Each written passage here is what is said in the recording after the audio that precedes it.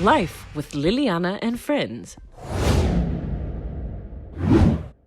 Nimbulavinaka, hello, and welcome to another special episode of Life with Liliana, where we are continuing our journey of unpacking and unraveling the life of the Liliana behind the show. And here she is with me, Bulavinaka Liliana. Bulavinaka, thank you, Margaret, for that introduction. Now, on the show last week, we talked about your life from 0 to 17, 18 years. Yes. We talked about your life as a young Itauke girl born overseas while your father was enlisted in the British Army, the transition back to Fiji and its associated challenges, and as well as your experience in trying to find your fit within your extended family, your school, your culture, and the broader community.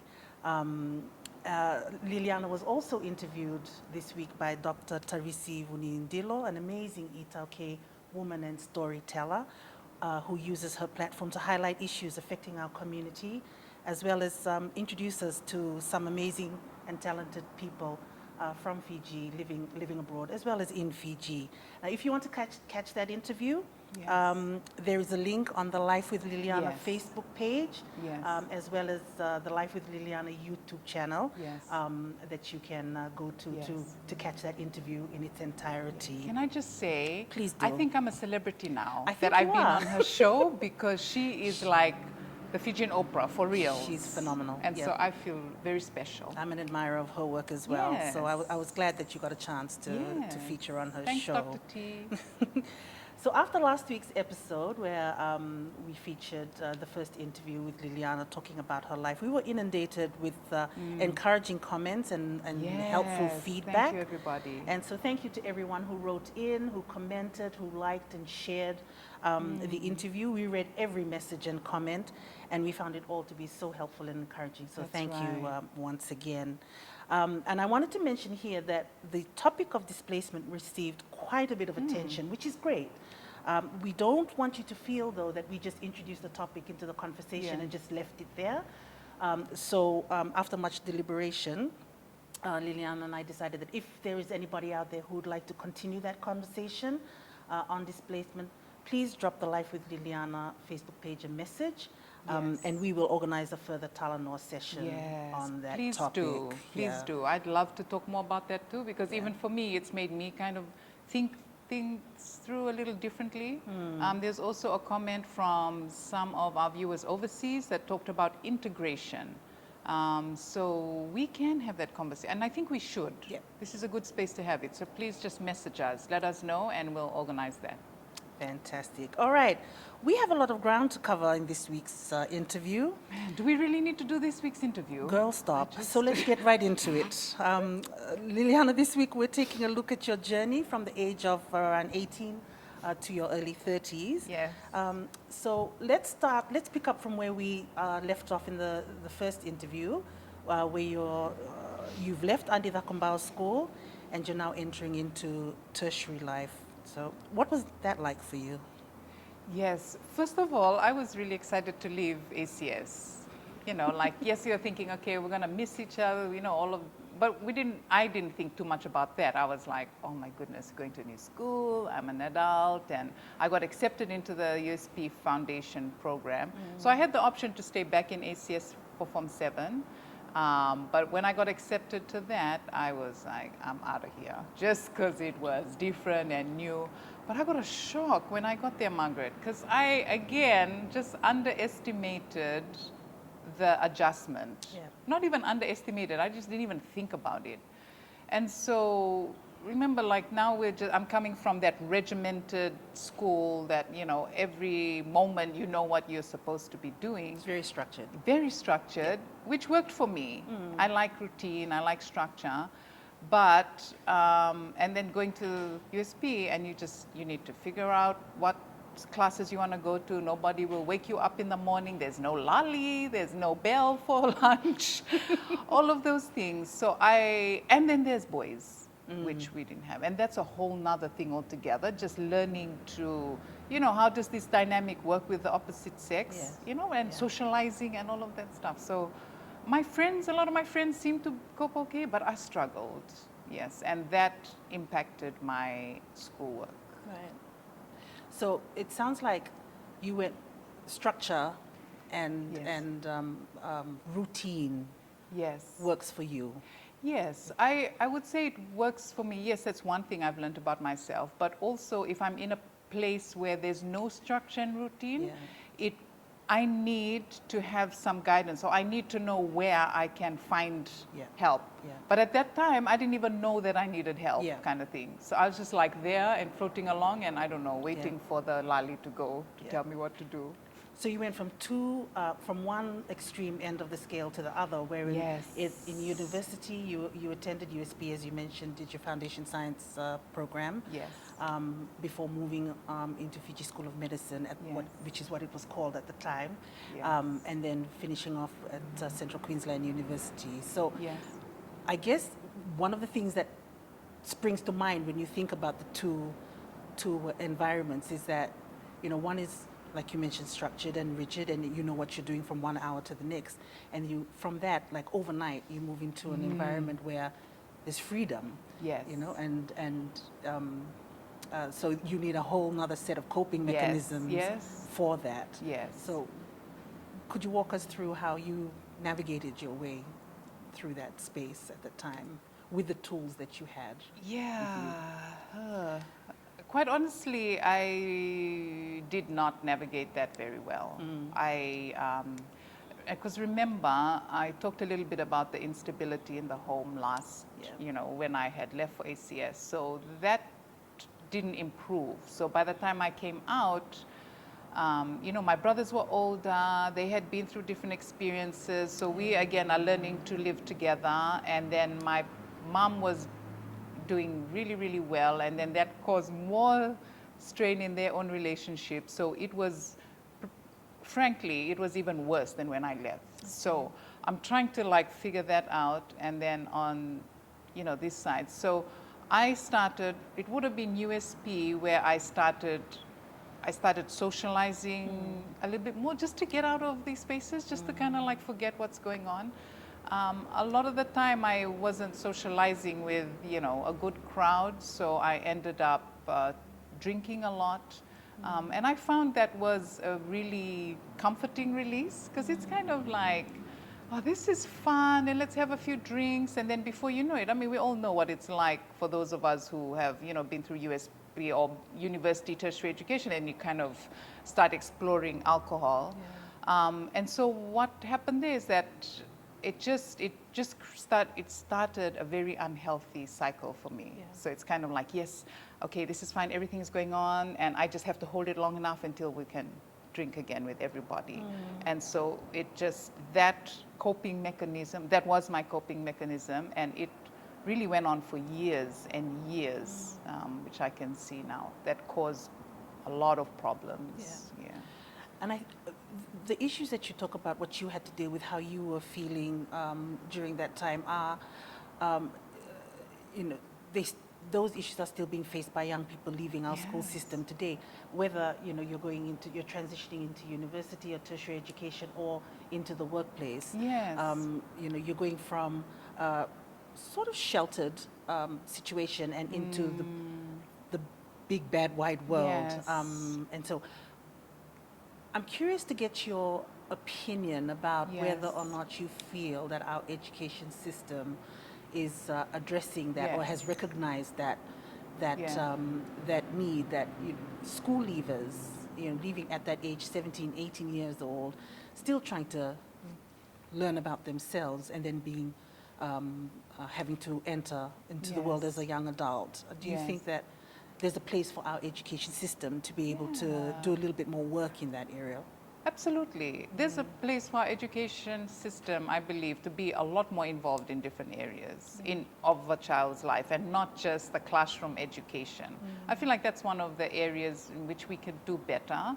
I've seen a big difference in, my children have been really fortunate to be educated in private schools, so I've seen a clear difference. My daughter went on to university and just thrived.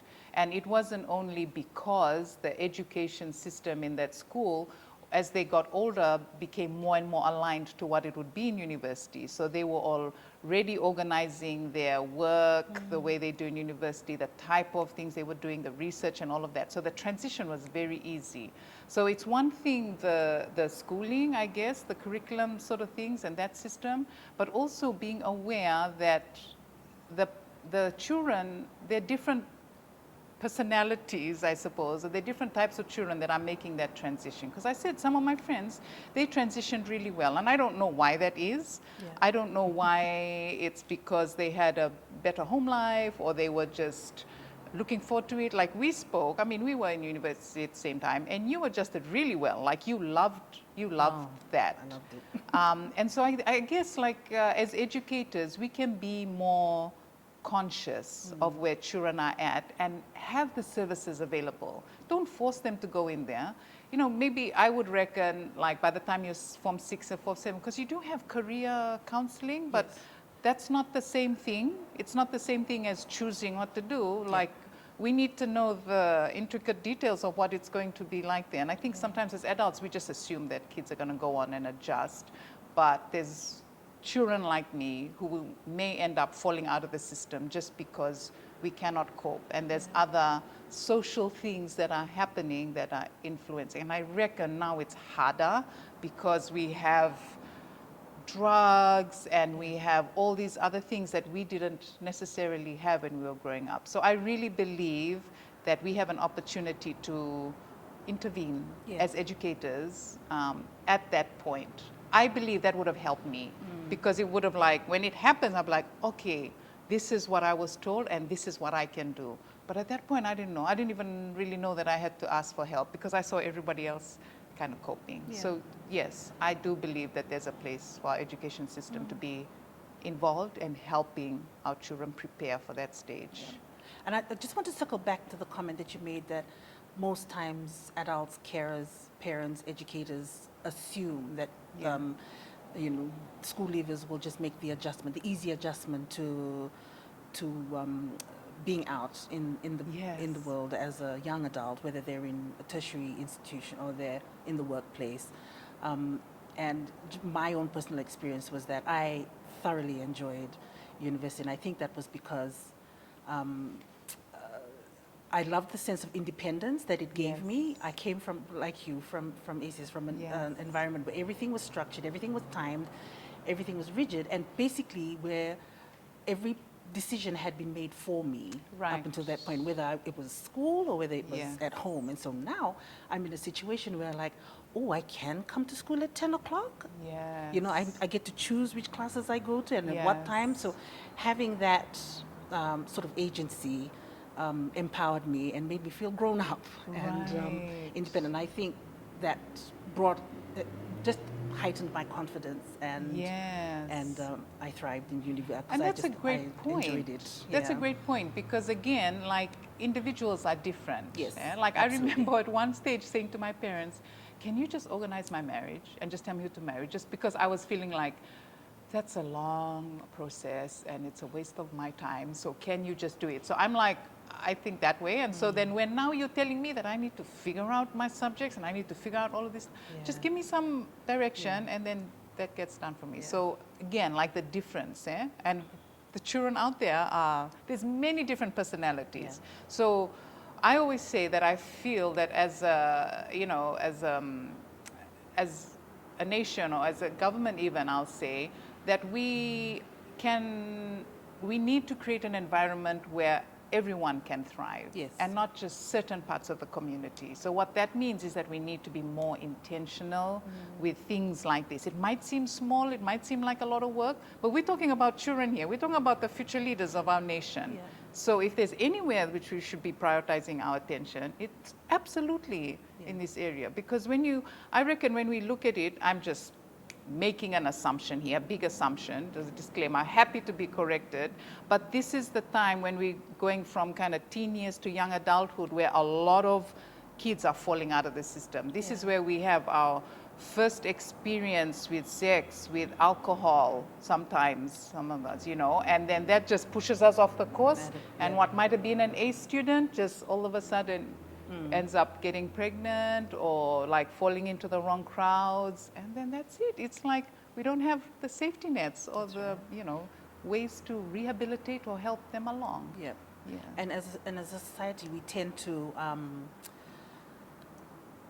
fall short of acknowledging that each child comes with, a different set of different things to offer, different, different sets of skills and talents to put on the table. And I think, there's always room for us to celebrate something like that and acknowledge that.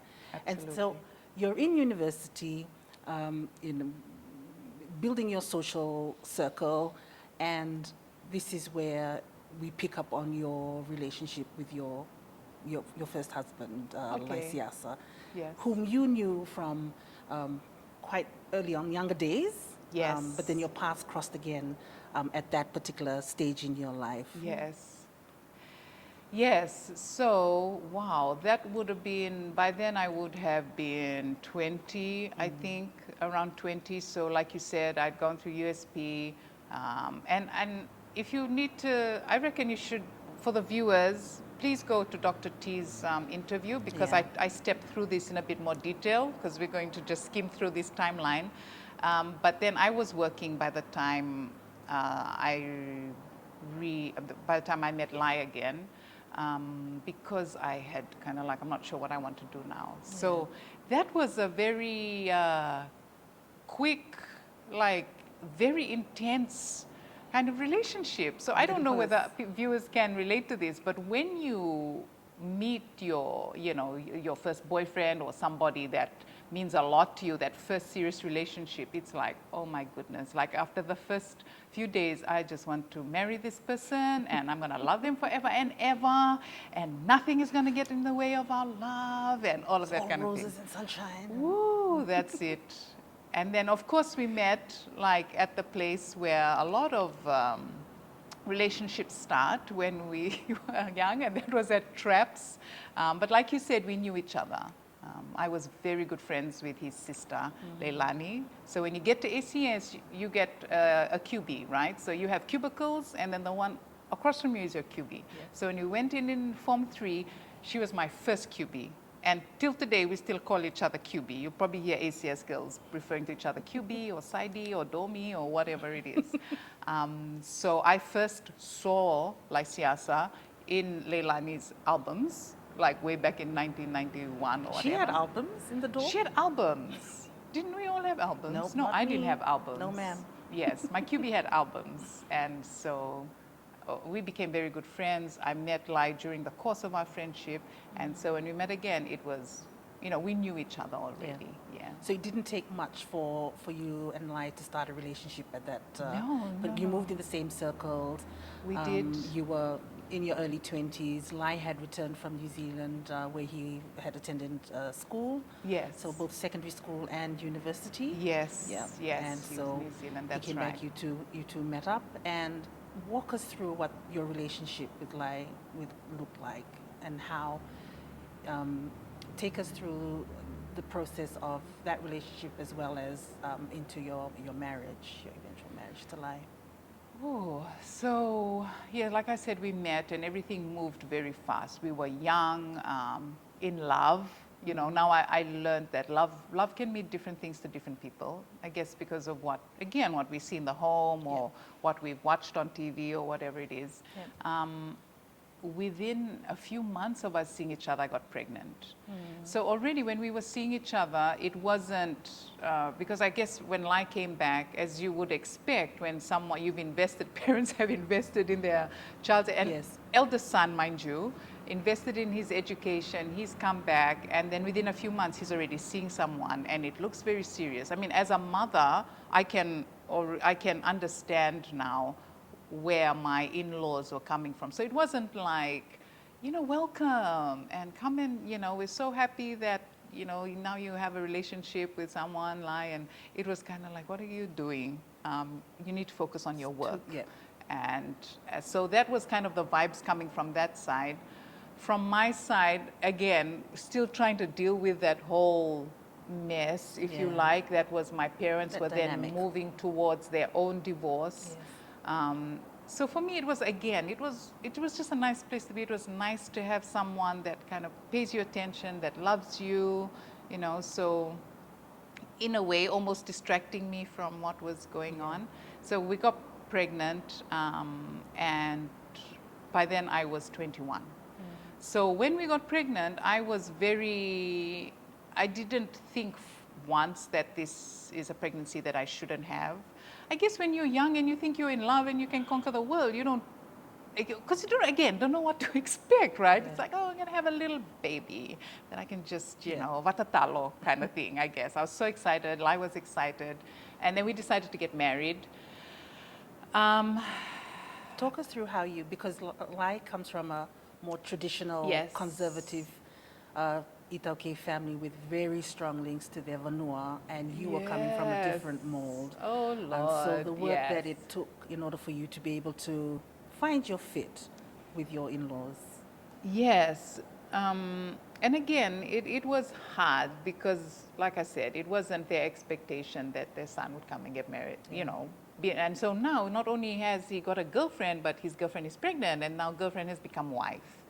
And so then, you know, my mother-in-law, bless her, she kind of like, okay, you know what, this has happened. So let's work out how we're going to work together.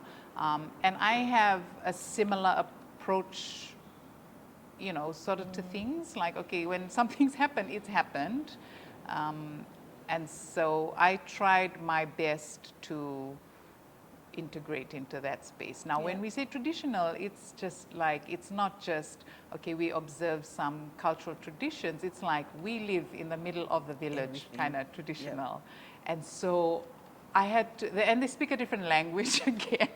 So yes, it's Fijian, but It's a different dialect. It's a different dialect, sorry, not a different language. Different dialect. And so getting used to that, seeing how things worked in the home. My father-in-law, he was a wonderful man, but he's treated very different from my father. I'd never seen that before in my life. Like I had never seen the way that he's waited on, the authority that he carries, you know, like the respect that people have, because it's not just the home, it's the village, you know, because he was a leader in the village, obviously. So I had to just grit my teeth and do it. And I really did try my best. And that was really out of my love for Lai. And Lai and I spoke about it a lot. You'll have to speak to him about his own experience. But it really just took me a lot of getting used to, a lot of times doing the wrong things and getting corrected. But again, I think I started to adjust well enough because there's structure. You know, it's and you like, respond to structure. So even though it's not a nice thing, like even though it's not nice that I have to be wearing, you know, sulu and chamba in the heat in Nandi all the time, it's like I know that that's what I'm supposed to do. It's clear. At that time, like I just struggle because when there's no rules and there's no parameters, I struggle to figure out. So so I just threw myself into it. And so there was a lot going on, as you mentioned, at the time, both with, you know, Lai starting off his career in the civil service, you starting your new life as wife and mother in a family unlike your own, and trying to find your fit there, and the arrival of Melania and navigating that as a new mom. So it wasn't long before you started to see the signs that things weren't working out. Yes, I think what I can pinpoint it to partly is the fact that Lai and I had very different ideas of what it meant to be married and what it looked like. Different expectations. Different as well. expectations. Yeah. So, as we know from the last episode, my dad was quite different. He was very hands-on, and Lai's mom is very different from my mom and me. So his expectation was one thing of me and mine was totally different. So we were just like this. Clashing. Yes. And over time, then I felt like, I'm doing my part. Why aren't you doing your part? And then we don't realize that we don't know how to communicate these things. I mean, we're in our 20s. And then, of course, there's still, at your 20s, people are still partying. Like, none of our friends had children. You and I had our children around the same time, like a few months after me, right? But otherwise, no one before else. you, actually. Yeah. Oh yeah, so he was October, and then Melania was in January. Yes. Yeah, that's right. But then nobody else had children, and so you kind of like, oh my goodness, I'm missing out. Everyone's partying, including my husband, his friends. So that life didn't leave us, and so then it's kind of like you got the very traditional life, and then you've got the partying, the side. And then again, very quickly, in less than a year, it started to just, my coping mechanism of drinking started to just come to the surface again, because I'm like, okay, I'm trying to do this thing of being the traditional wife well, and then I'm also, all my friends are modern, and then Lai is trying to navigate this, and so I got stuck again. And then now my family is kind of like heading to divorce, and I often got drawn back into my own family's things, like just trying to be there for my two brothers who were still at home. And so then again, I needed to cope somehow, and I didn't know any other way but let's go and party. Yes. And I just want to pick up on a point that you mentioned, which is really important when you're talking about expectations, that there were different expectations from different sort of corners, from your in-laws, from yourself, as well as Lai. And so when these expectations clash, that can be a particularly difficult area to navigate. And sometimes, most times, we need someone to come in and help us, identify that middle ground, bring us to that middle ground, and enable us to feel comfortable in that space. Yes. And so you were struggling with, all these issues and expectations. Yes. And you needed that ally. Yes. You needed that lifeline, and you found it in someone you were least expecting. Yes. So, and it came, now I would describe it as a lifeline. At that time, I didn't realize it was a lifeline. So, my father-in-law, my ex-father-in-law, Mr. Tora, he knew that I had always wanted to be a doctor. And for a while, because he was a senator, and we lived with him, and I think that's what kind of made things more, I suppose, stressful for me. It's like, okay, it's different when the village is there and then you go every weekend. But then when you're living in the same house, that's a different story. So it's like every single day, 24/7, like I had to be, that traditional wife, I guess, if those are the right words to use. So when we lived with him, he was observing what was happening. My mother-in-law wasn't here at the time. She had gone overseas. So I became the woman of the house, if you like. And that's making sure shopping is done, making sure my father-in-law has 3 meals a day, that people are paid in the house and all that sort of thing. And Lai was working, and he was, young in the workforce, so he worked a lot of long hours. He also traveled a lot. And then because I had Melania as well, right? And so I was just really at home doing that. I used to do some things on the side to get some money, extra money for myself. And that's like, I used to bake. Some of the skills I picked up from my time after FSM. I baked and I sold cakes, I made sandwiches, and just to try and contribute towards the income while I was at home looking after Melania, because I was a full-time mom. So one day my father-in-law called me when he was having dinner. So I joined him at the table, and he said to me, Lubengu, I know that you always wanted to be a doctor, and it makes me sad sometimes to see you and knowing that that was a dream you had. And I was really wondering where this conversation was coming from, because already in my head I'm thinking about what is for breakfast tomorrow. You're already full on, trying to get the washing in there. And that time there was no washing machine, so I had to thank God for ACS teaching me all of those skills to soak the clothes and all of this. And so he said, I want you to go back to school. And I was kind of, even then I was like, what?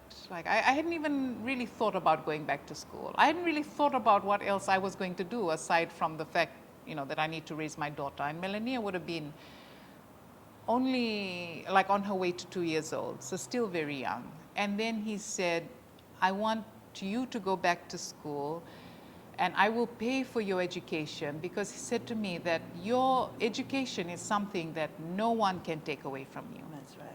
And that was like, I realized then that he was observing, like he was seeing me. And that was something that was really, I guess now when I think about it, it makes me quite emotional because, well, obviously he's not here, but I see now, like you were saying, that was the lifeline that I needed, Yeah. that I didn't realize I needed.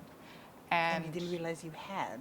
Yeah, I didn't realize I had at all. Yeah. And I just thought at that time that I'm going to try and do the best I can with my role. And so then he said to me, you know, you're really smart. He always used to say to me, you're smarter than your husband. And I always used to remind like of that. Your father said that I'm smarter than you. Never mind, you're the one with a degree.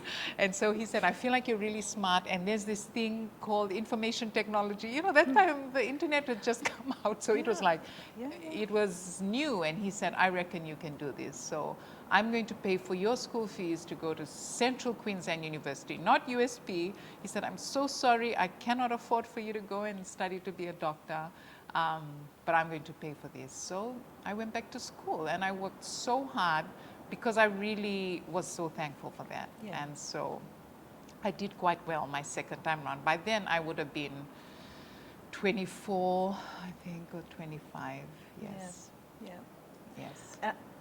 Thank you for sharing that, because there's a couple of takeaway points from that particular story that we can take with us. And you know, one is there is help out there, and you might be so caught up in your day-to-day life and dealing with the situation that you're in, the season that you're in, that you might not even realize. But there is help out there, and you will find it if you look hard enough. If you stay open to the possibility of that help is there, and help is coming and it's on its way. Now I learned, sorry to interrupt you, No, Margaret. carry on, please. Now I've learned that there's even more help, and it might not be in the same way, like maybe not somebody like in my example coming to, you know, pay for your education, but there's a lot more help to get alongside you to cope in these situations. So I want to encourage people, don't wait for people to come to you. You can look for it. Like we have, and at the end of this show, I think Margaret will talk about that a bit later, but we'll give some contact numbers. It's either you come directly to us and we'll connect you, but we have Empower Pacific, we've got even Lifeline, they've got a great team there that can provide the support and at least kind of like put you on the right track. So help is needed. It's important for us to reach out and get help. Yes. So and the comment that you made when talking about your ex-father-in-law and how he was observing and watching things at the time and you didn't even realize that, and you made a really, it was a, you know, 3 simple words but really powerful and really strong, where you said he saw me. Because I think that's something that is, you know, as our society advances, life is moving at a really fast pace. We're looking at people, we're not seeing them. That's good. And I think that it's really important. And I thank you for raising that, because that's an important reminder for all of us, is that don't let your days go by without seeing the people who need to be seen. So good. And recognizing if someone around close to you or around you needs help, and helping them access that help. So coming back to your story, that relationship with your father-in-law, your ex-father-in-law, had started to emerge. You've gone back to school. Lai has started his work in the civil service, and still trying to find your fit, but noticing that the marriage is starting to it was starting to break down. But it was important for you and Lai to try and make it work. And so using whatever not coping mechanisms, but using whatever strategies that you had in your toolbox to try and make the marriage work. You both gave it your all. So can you talk to us a little bit about that? Because it was during that time when you were trying to make it work that Gideon arrived.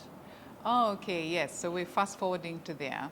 Because I also just want to say, like, before we got there, like by the time Gideon came, Lai and I had separated. So we realized it wasn't working, but we got to a point where things became very, very unhealthy, very toxic, not only in our words to each other, but the way we were behaving. My, though I had that lifeline and I was very focused on that, what I realize now is that I wasn't, when I was drinking and partying, I wasn't actually releasing anything. It was just suppressing things. And I've learned over the years that as we suppress, there comes a time when it explodes. It will and overflow. I think we came to that point, and it's sad. It's sad when I think about it, because I hurt a lot of people during that time. You know, I hurt a lot of people that loved me, and I was very quickly just getting to that point of bursting. And so you know, we were both, again, just trying to figure this out. So we decided, listen, we're going to separate. There's too much hurt that has happened. And sometimes you need that space for clarity. Yes, yes, we do. Figure things out. Yeah. And at that time, I guess when we separated, it wasn't we weren't thinking we're going to divorce. Yeah. We weren't thinking that. It's just kind of like, you know what, I'm just going to move out. I'm just going to go back home and this. So, and you know, when you, especially in our traditional culture, when you go into a family, like there's a whole traditional thing that's done with it. You know, they have the lakovi, and then it's like two families come together. So when the woman goes back to her home, that's a big thing. Yes. It's a significant thing. And throughout the years, I didn't want to do that, even though I felt it, because I kind of knew deep down that once I go back, it becomes very serious, you know, that I've gone out of the home, that came and asked for me. Because technically I'm a Torah now. I'm not a Pareti anymore, you know, traditionally speaking.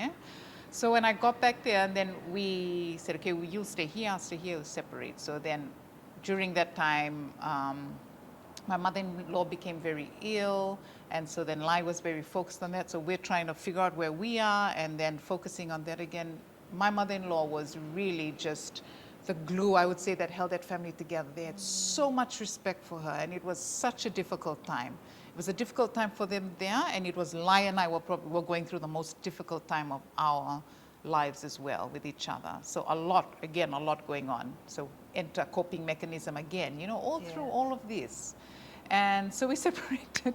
And you know what's funny is because we got together so young, I think, it's like, okay, you know, we're going to separate. It's not working, you know, thinking we are like adults and know how to make these kind of decisions.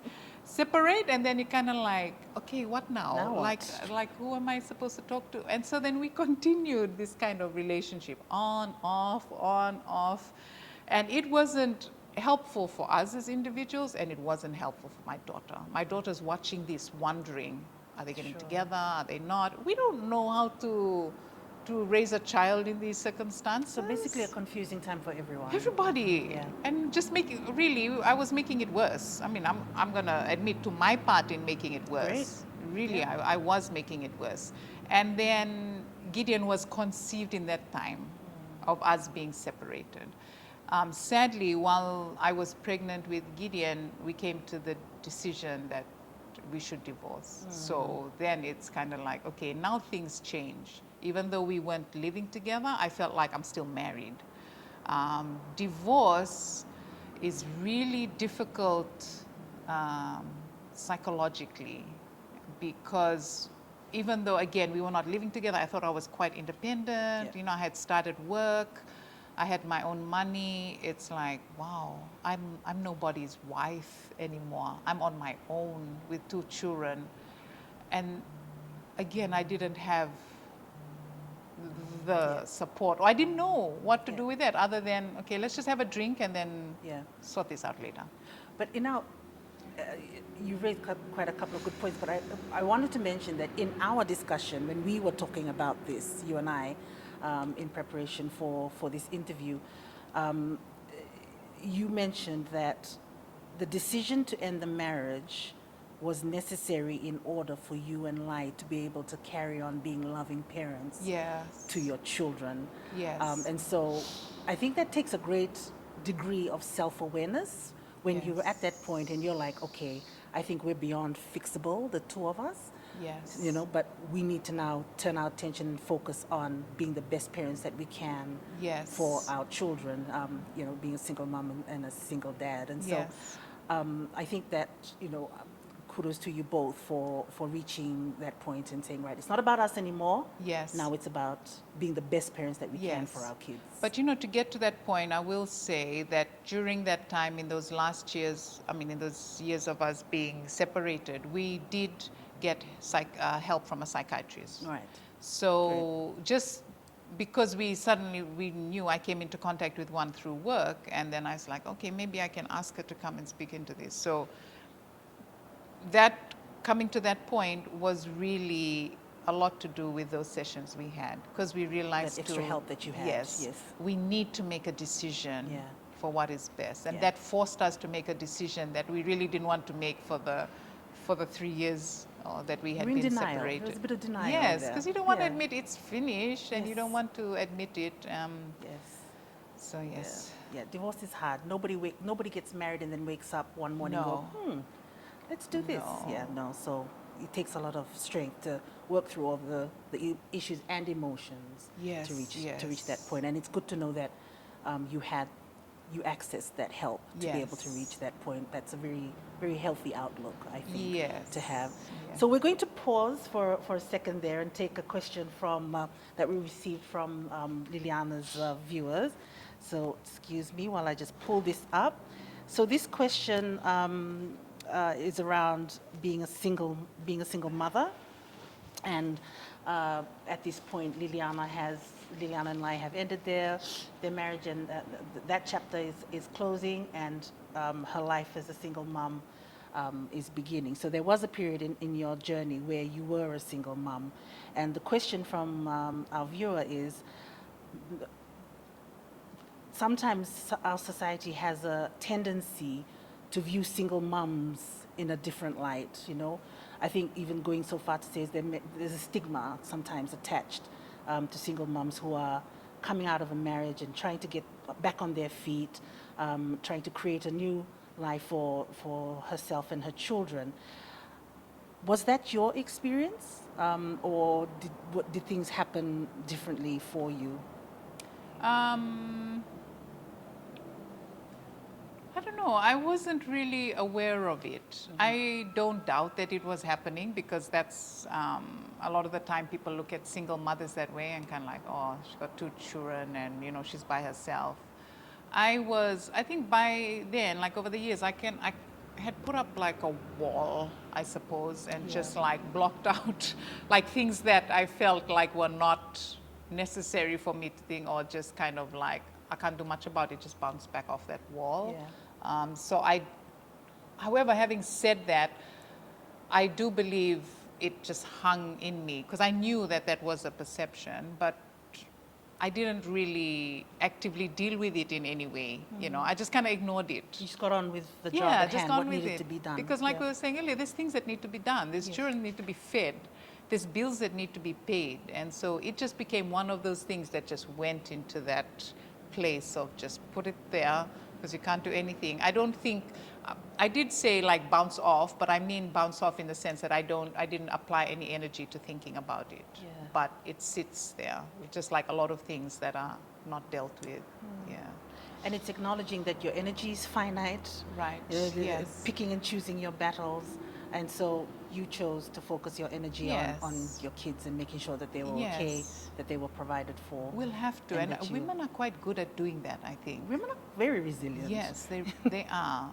But that doesn't mean but at the same time, it's not right to ignore it. It's not right to just take it on and just accept, okay, this is who I am. I'm a single mother, and I just like, just to take that place. We need to understand how to healthily deal with things, and that's with other things that come our way as well, because we're always being judged by society for something. Yeah. Yes. Yeah. Excellent. So we're moving out of that chapter. We're closing that chapter and moving into your working career now. We've received quite a few questions from viewers after the first interview about your working career. Like, what does she do? Does she just sit in front of the camera and put on lipstick all the time? So we're going to introduce that portion of her life, Liliana's life now, Yeah. in that her journey into the corporate working world was through ANZ and their Yes. graduate trainee program. Yes. Talk to us a little bit about that. Yes, I'd love to. I love my time at ANZ. So, because I mentioned I worked really hard when I was in school. Okay, so something's going right. Okay, so everything is going completely bad.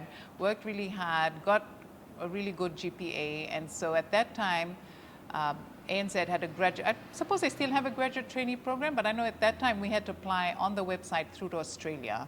Australia will shortlist and then comes back to Fiji. So every year there was maybe 5 or 6 of us that are chosen, and it's not those that are straight graduates, it's those that have probably graduated in the past 5 years. So some people also have work experience. So I was really, really fortunate to get onto that program. And that kind of just, like I started my career on a strong note because I was part of that program. And then from there, I guess then I love ANZ because ANZ, similar to ACS, I guess, now when I think about it, that they recognize leadership, they encourage leadership, they tend to bring out the leaders in people even more, and when they see it, they harness it. And so I was really fortunate to go through a number of programs, both locally and overseas, just to hone in on these leadership skills. And so within the first few years, I was promoted to manager and then just up to senior manager level by the time I left. I worked for ANZ for about 15 years before I left. And that's where you met Edwin. That's where I met Edwin. And so we will talk about Edwin later, maybe next episode. He needs his own episode. But yes, I met my current husband, Edwin, at ANZ. Yeah. And so while, just, as we draw our interview to a close, I just also wanted to touch on, there's an underlying theme here for this portion of your life, and that is the importance of recognizing when you need assistance, when you need emotional support, when you need that help, and then being motivated enough to access the resources that are available to you. So you're coming out of a pretty, like, as you mentioned, the hardest time of your adult life. Yes. You're moving into the corporate world. You're being given all these managerial responsibilities, and you have a team that is relying on you for leadership and mentorship. And it also happened that ANZ offered in-house counselors, correct me if I'm wrong with the term, but and your level of self-awareness was such that you were like, I need to make use of this resource if I'm going to be of any use to my family and my colleagues who I'm expected to lead. That's right. Becoming a manager, I guess I didn't really think about the fact that, like you said, you have other people to lead, you have other people to inspire and motivate. And so when I came into that was the biggest shock for me. Like, oh my goodness, I barely have enough for myself still at that stage. So I'm still going through this process. Yes. How on earth am I supposed to deal with these other ones? And I like to, whenever I'm given something, I really try my best to do it to the best of my ability. Like, I set very high standards for myself. So that program you're talking about, and a lot of organizations I know would have similar ones, they call the Employee Assistance Program. Nobody really used it at the time because it's kind of like, oh, there's counselors that are for people that are going a little bit crazy. But I didn't see it that way. I guess I had a little bit of experience by then to know that this is help here, regardless of, and nobody tells others that you're on it. So I just contacted them, and really I went from the view of needing help to lead these other people. What I did not quite realize at that time was that I was struggling to lead them because of what was happening in my personal life, right? It was just overflowing into that space. And I always tell people, we forget that we are created to be one person. We are one human being. We have one soul. We have one spirit. Sadly, the way our society is, or the way we operate, is that we tend to be different people in different places. And I found I was doing that. Like, I was one person at home and then I was a different person at work. Right. It'll come to a point where you will struggle to reconcile these two. And who am I really? So with this process, I really then understood when ANZ used to say at the time, you bring your whole self to work. Yeah. You know, often we just like when we get into the working building, we leave all our personal things behind and then we go in and work and we come back and pick it up. That is not, I don't believe that's the way we are created to operate, and that is one of the big reasons that causes so much stress in individuals' lives. So anyway, I went through that. And got a lot of help in being able to navigate those spaces. So that person that I had contacted there ended up helping me through my personal journey as well. And that relationship went like over 10 years. And it wasn't like a dependent kind of relationship. It was kind of like, okay, what do I need? Okay, thank you, let me go. And I believe the important thing with having somebody that is qualified and experienced is also that there is accountability. You will find that when you have a good counselor, psychologist, they will not mince their words. Yeah. There you will make agreements, and then when you come back and you start saying, oh, okay, this happened, and I feel like this, they will straight away come and ask you, so did you do this? They'll put you, yeah, No, they'll I set you didn't, straight. but stop. If you do not do step A, you cannot get to step D. Yeah. And we all need that. And so I really want to encourage people, please look for it. It is not good enough for us to sit there. We even have free services available now, even if your organization doesn't use it. Yeah. Yes. No, that's good. I as well am a testament to the importance and the benefits to things like services like counseling. Yes. Because Liliana and I experienced a lot of the same things in our 20s growing up, and so Yes. I was fortunate that I was able to access counseling services as well, and it changed my life, and it set me straight, and I haven't looked back ever since. Yes, absolutely. And it's good to know that the same applied to you, Yes. to you as well. So we've introduced Liliana's journey into the corporate world. It doesn't end there.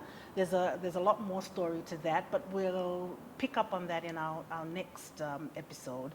That we've just given people a bit of a teaser to come back next week to hear a little bit more about Liliana's life in the corporate world. So we have a surprise for you. The team went and approached your brothers to get some and asked them 3 questions to get their insight, because they have more of a front row seat to your life than the rest of us. So they were the best people for your team to approach and ask.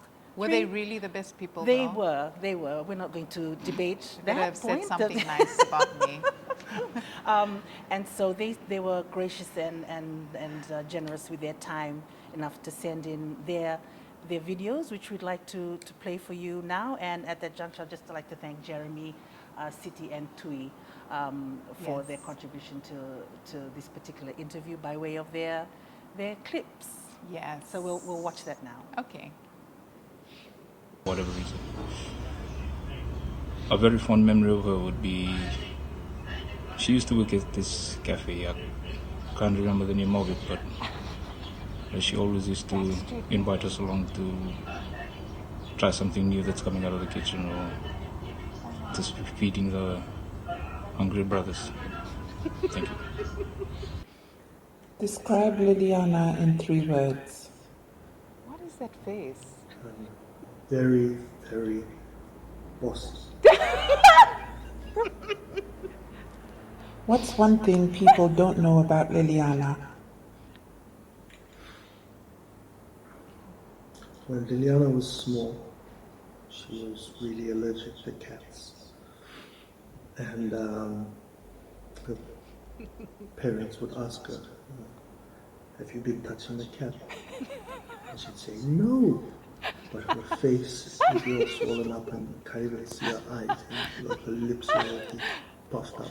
Because you could tell she'd been hugging and squeezing all these cats. Too much information, Tui. Tell us a fond or funny memory of Liliana growing up. Yeah, so I've first 6 months of my life were Liliana free, and then she's just been in my life for when she wasn't over there. 40 years. But yeah, I've had really fond memories growing up with her. during Christmas, Yes, those are the best. birthdays. Yeah, she's family, and we've known each other from when we were in diapers to when we both had our own children. Now our kids are in school, and we're still growing up, we're still changing, and I have heaps of fond memories growing up with Liliana, and I think we're going to continue growing. Yeah. Yeah. So, 3 words that best describe Liliana. Wow. I would say she's devoted, she's loyal, and she's selfless. Yeah. Actually, a better description of Liliana would probably be she's a wonderful human being. Would be my 3 words. My fondest memory of Liliana is when many moons ago, as I was leaving Fiji to embark on a journey to the UK. Just out of the blue, on the last day that I was leaving, she showed a really vulnerable side to her, which we don't get to see ever. But it really affected me in a way which made me see what I was leaving behind and really appreciate family. And it's something that's kept me grounded ever since. And I really thank her for that. It's a memory that I will cherish. And lastly,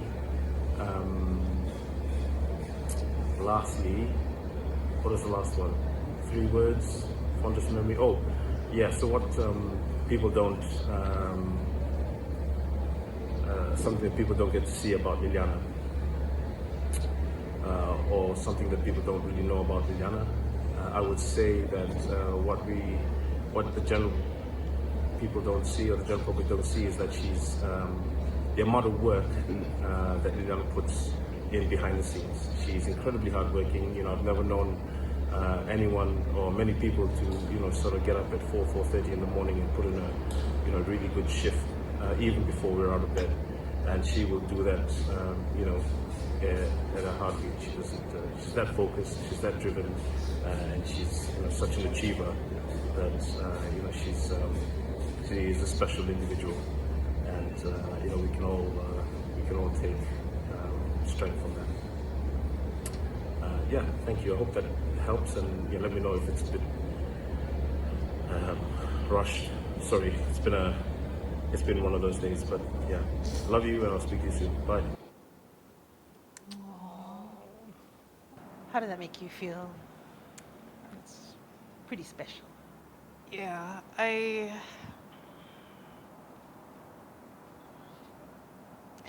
You got tissue on your face, under your eye. There you go.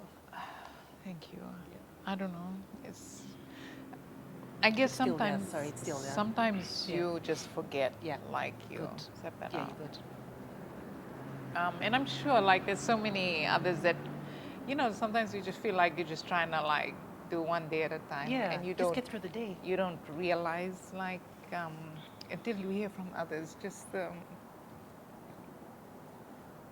the impact and, like, what you were trying, especially with my brothers, like, what you were trying to do was actually happening. And, there's some parts of the story that I don't always see that were not all that bad. Yeah. It's like I said, I always set such high standards for myself. It's like, oh, it's not good enough, it's not good enough. But, and I did mention that there's a lot of people that got hurt in the journey Yeah. along the way, but Yeah. it's also nice to be reminded that there's some people that were also blessed through things that I was able to do for them and with them. So that was really, really, really special. Yeah. And I know my other brother Julian is unwell at the moment, so I'm sure he would have had something nicer to say about me than Tui. Yeah. Tui cracks me up. Yeah, and you know, we briefly mentioned Tui last week, but Tui he would be considered one of my brothers. Sure. Like he said, we've Absolutely. been together we're 6 months apart, and he was 6 months when I came into the picture, and we have been in each other's lives ever since. Like you said, what's your favorite memory of her? When she was not there. When she was not there, when my life was Liliana free. Shoo! I think that's an indication of, thank of you. just how special your relationship is Thank with you. Tui. And Thank so, you for that. Thank you, Jeremy, Siti, and Tui for sending that through. And thank you also to your team for putting that together. Yes, thank you, I think guys. that's a brilliant way for us to end this particular this episode. Can we like just end it already? I'm just so over this episode. And so, thank you so much for joining us tonight. It's been wonderful having you with us and taking you through this portion of Liliana's life journey, where we covered quite a few serious issues that Liliana experienced in her 20s into her 30s that still many women are facing today.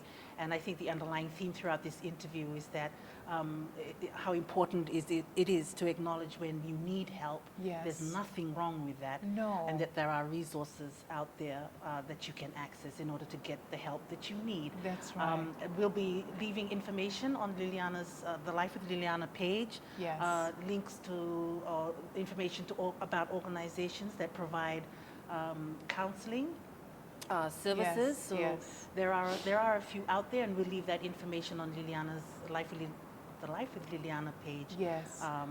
For those who might need that that support at this particular time. And can I just add, like, just please, before you wrap it up, please. like Margaret said, out of everything that's been said today, I really hope that that comes through loud and clear. Like, just those two things. One, it's okay wherever you are in your journey, and all of us have these times in our journey that don't look so good and that feel really, it's okay. But the important thing is get help. Get help. And the recommendation is that you get it not from somebody, like Margaret was on this journey with me. We were like in the same, and we're trying to get help from each other. We can't even help ourselves. So look broader outside of what's there and get help from a professional. You will not regret it. Absolutely. That's the important thing. I just want people to remember. If you don't remember anything else but me wiping my nose, please just add that to the list. Yes. Absolutely. Thank you so much for that, Liliana, and thank you for another Thank you, insightful Margaret. Talanoa session. And next week we'll return with our third and final episode of this particular special series of Life with Liliana, where we'll continue her journey in the corporate world and then introduce other parts, important parts of her life that has brought her up to the season that she is in today. So I hope you can join us for that. Thank you very much for your time. Enjoy the rest of your weekend and stay safe. Vinaka. Life with Liliana and Friends.